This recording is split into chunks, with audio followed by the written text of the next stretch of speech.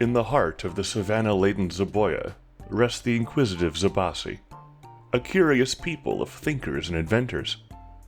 Amidst the tall mountains and towering boacacia trees, the Zabasi study, farm, and document the land. Despite what you may think, farming isn't just throwing seeds in dirt and hoping for the best. There's irrigation, crop rotation, fertilizing, seasonal tracking, harvesting, milling, storage, and plenty of other steps needed to grow crops. The Zebasi are sometimes underestimated because, on the outside, they look like simple farmers, but that couldn't be further from the truth. The curiosity of the Zabasi has led their society towards science, where they don't just farm, but study, experiment, and innovate in the fields of horticulture, botany, zoology, geology, and a multitude of other disciplines. This deep-rooted curiosity shaped Zabasi culture into one of logic, experimentation, and rational inquiry, one where ideas are put forth and tested, where failures are praised and successes are cataloged, and where the rules of nature are seen as a puzzle to be solved. The Zabasi weren't always this way, though.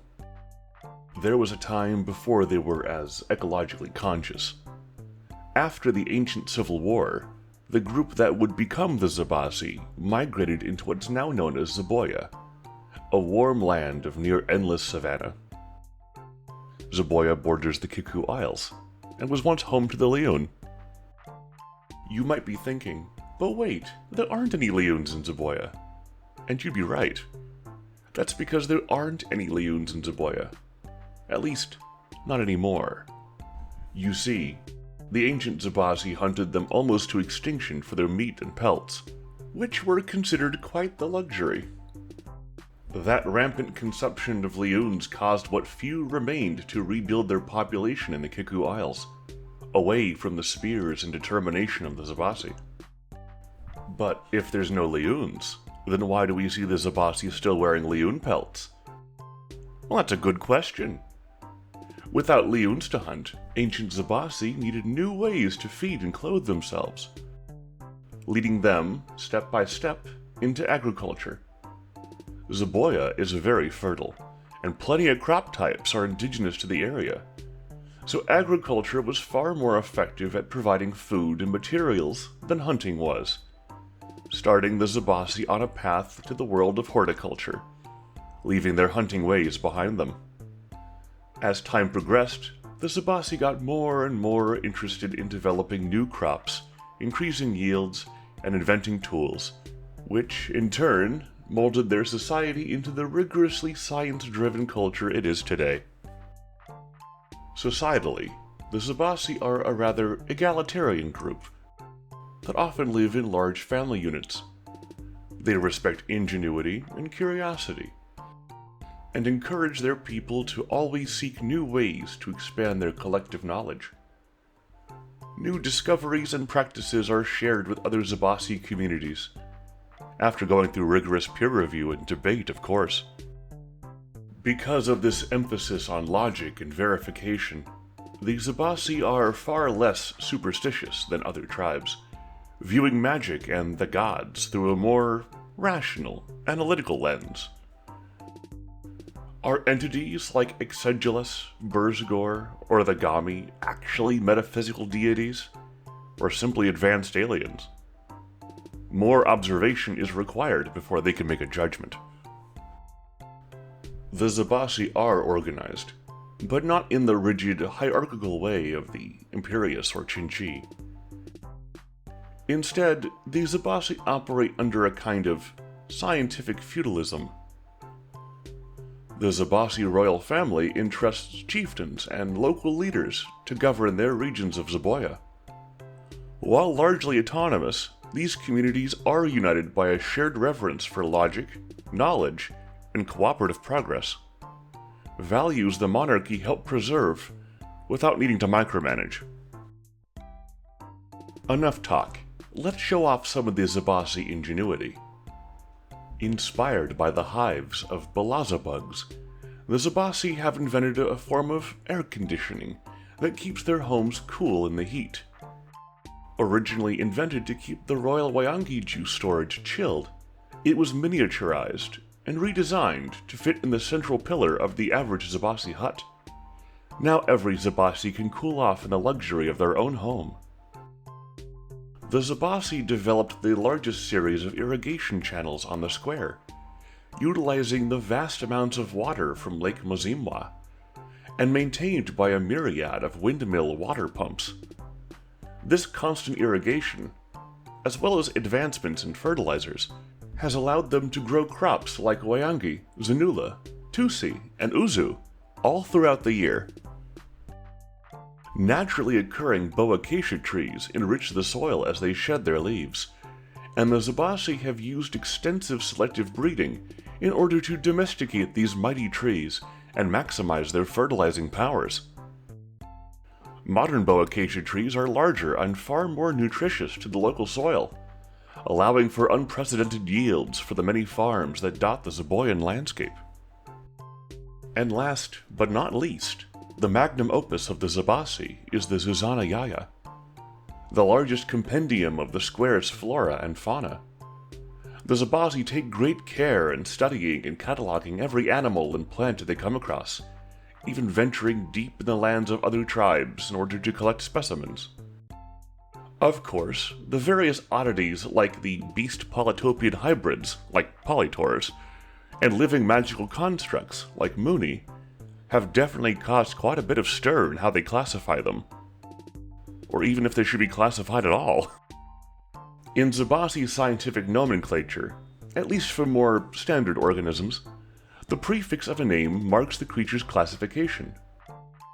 M for land animals, U for trees, B for fish, and so on.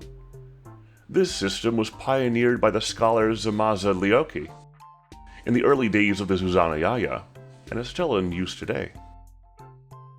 Speaking of the Zuzana Yaya, let's take a moment to highlight its first official entry, the Umbasana Jirozi, more commonly known as the Jirofi.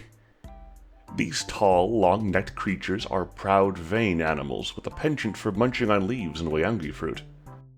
With few natural predators, Jirofi are often seen lazily wandering the savannah, swinging their heads around with a demeanor best described as fancy. The Zebasi have weaponized this head-flailing behavior on the battlefield, where trained Jirofi are taught to knock enemy riders from their mounts. As long as you're using a koyazi, or offset saddle, a Jirofi can make for a surprisingly effective mount. The first entry in the fruit section of the Zuzana Yaya is the Imoa Wyangi, or Wyangi, a round, juicy fruit prized for its high water content. Wyangi comes in two main cultivars, yellow and red, with yellow being the more prevalent. The red variety has been largely phased out, as the hardier yellow Wyangi is sweeter, juicier, and much less vulnerable to pests overall. Beyond being a refreshing and delicious treat, Wyangi rinds are often repurposed as containers, and some Wyangi can even be grown to the size of a small house. This highly versatile fruit has become an iconic sight in Zeboya, and we highly recommend picking one up if you ever visit. Fed up with all the rigidity of science, a Zebasi citizen known as Anzala preached of a world dominated less by stuffy intellectual pursuits, and more by feelings, self-expression, and passion. After amassing followers, Anzala and their disciples left their scientific siblings and set out to create a commune on the fringes of Zabasi territory, where no one had to tell them what to do or how to act. Don't worry, you'll know when you get there, as a frenzy of zigzagged colors and chaotic cacophonous music will assault your senses. The disciples of Anzala, known more simply as the Anzala, prioritize personal liberty and the flippant whims of self-expression over any sort of structure, which often causes conflict with the more mainstream Zebasi. Want to paint yourself blue? Fine. Want to roll around on the ground for hours? go for it.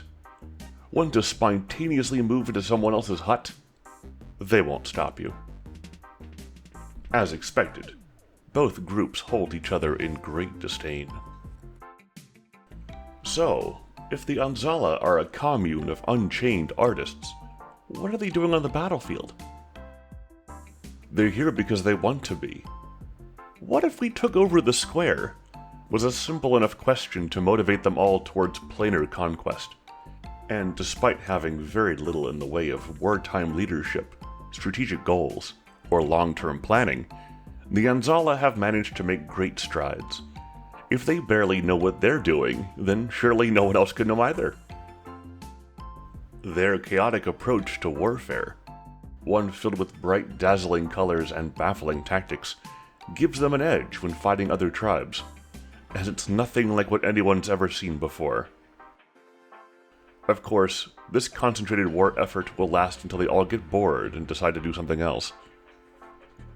Now that we've painted a pretty good picture of who the Anzala are, let's talk more about what they have to work with.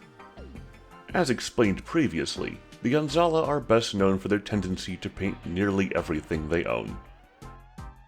Bright neon pinks, greens, and oranges, and so forth, adorn their houses, their headdresses, their boats, their weapons, and even their clandestine operatives. That overwhelming need for paint makes it a very hot commodity in Anzala communes, so they've dedicated entire plantations to cultivating the flowers necessary to get the dyes. And, as a nifty secondary feature, the flowers are also edible. It's ironic. Despite rejecting science, the Anzala's agricolor techniques require careful pigment extraction and plant hybridization. Not that they'd ever admit it. Geographically, the Anzala inhabit a space near the edge of Zeboya, a place known as Anzala's Folly to most Zabasi, or as the canvas to the Anzala themselves. Regardless of what you call it, this place is a lush green grassland instead of the dry savannas more common in Zeboya, and it's inhabited by the ferocious Simbazas instead of the much less temperamental Jirofi. Training and riding a Simbaza is a lot of effort, as they're hard to catch and are more than willing to eat any handlers who slip up. Still, they're the meanest predator out there, and more than a fantastic mount if you know how to work with them properly. Many Anzala communes have even used some of their trained Simbazas to hunt other animals, instead of hunting them themselves, since Simbaza meat is stringy, tough, and not really worth the risk. The Anzala have still yet to figure out how to paint them without getting mauled first, though. And that's the story of the Zebasi. Whether you love science or hate rules, there's room for everyone in Zeboya. Remember, may your experiments be fruitful, your art colorful, and your harvest bountiful.